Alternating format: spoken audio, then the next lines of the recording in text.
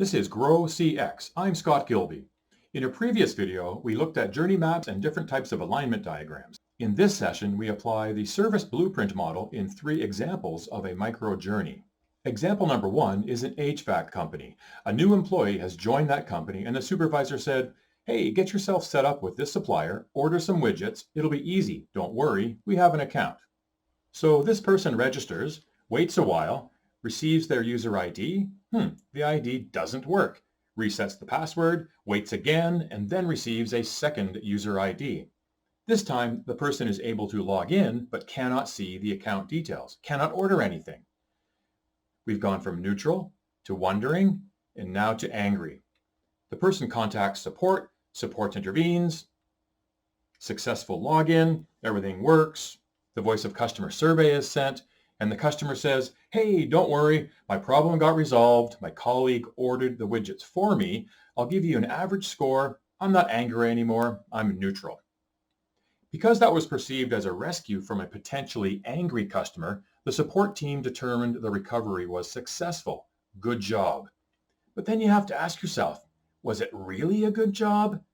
Neutral? My colleague ordered the widgets for me? That is certainly not good. Let's take a look and see what actually happened. Upon initial registration, the credentials were recorded following existing processes and systems, but there was a problem with the user's personal data. This got fixed overnight by a well-meaning employee who changed the data but not the processes. The next day, when there was a problem with the account, another offstage employee, a different well-meaning person, fixed that aspect of the problem. Again, the data was fixed, but the underlying processes were not changed. And therein lies the problem. The same error repeats again and again. Armed with this information, a small team of cross-functional folks got together, consisting of sales, e-commerce, the parts department, IT, HR, and they basically thought, why put the customer through all that wrangling? And most importantly, why doesn't it look like this? Why isn't it this easy? Also, why put our employees through the hassle when really all we need to do is find a better way to validate the credentials in the first place? The team co-created a process, including talking with the customer. They rewrote the process of validating new users on the company account. Test the credentials with RPA, robotic process automation technology, before releasing. At the time this problem was tackled, the user ID and the customer account information were managed in different systems, one in CRM, the other in the enterprise ERP. Then the access rights were controlled in a third database tool, identity management.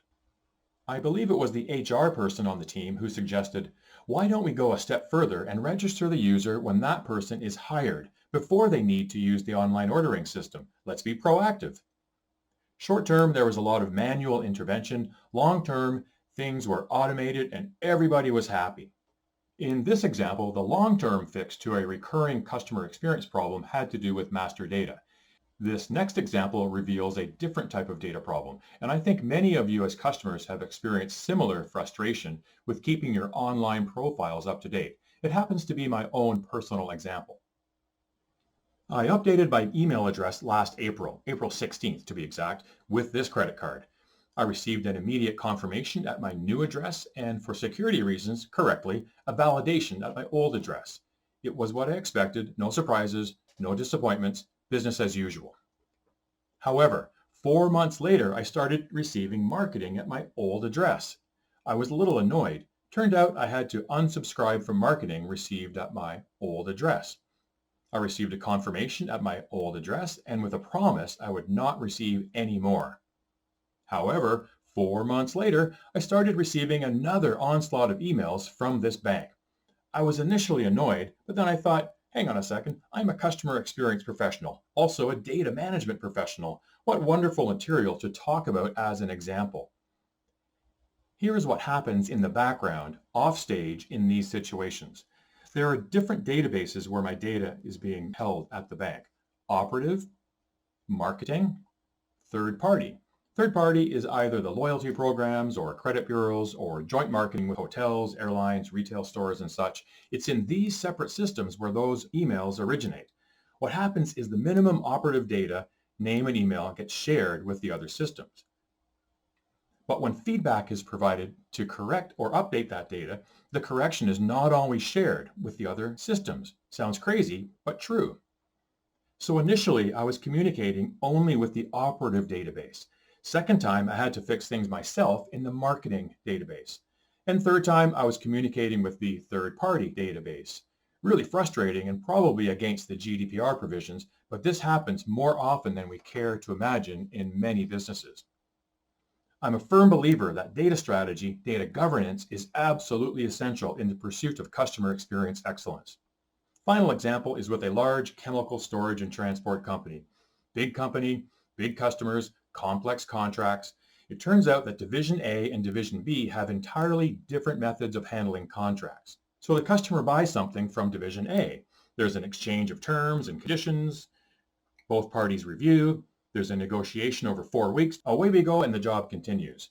6 months later, the same customer buys something slightly different from Division B. The salesperson grabs the standard documents, which they are trained to do, and gives them to the customer. The customer reviews and comes back with, wait a second, why don't we just use the previous document we negotiated a little while ago? Sorry, can't do that. It's a different division. Frustrating for the customer. They receive the seller's standard documents, they agree on terms. Those are stored somewhere, and yet next time around, a different salesperson taps into the standard documents and the whole thing starts again. The obvious question is, why not just go back to this document? This situation is not uncommon in large organizations, B2B, healthcare, etc., where Division A and Division B do not do things exactly the same way. It's a classic organizational silo problem, easily exposed with such a simple blueprint mapping exercise. There are some valid reasons, but not good enough reasons that can't be overcome in the interest of better customer experience. Also, better employee experience. Sending those salespeople to fight the same battle over and over again is a colossal waste of time. Thank you for listening to those 3 quick examples. I'd be happy to review each in more detail or some examples of your own. I can be reached at growcx.com or LinkedIn.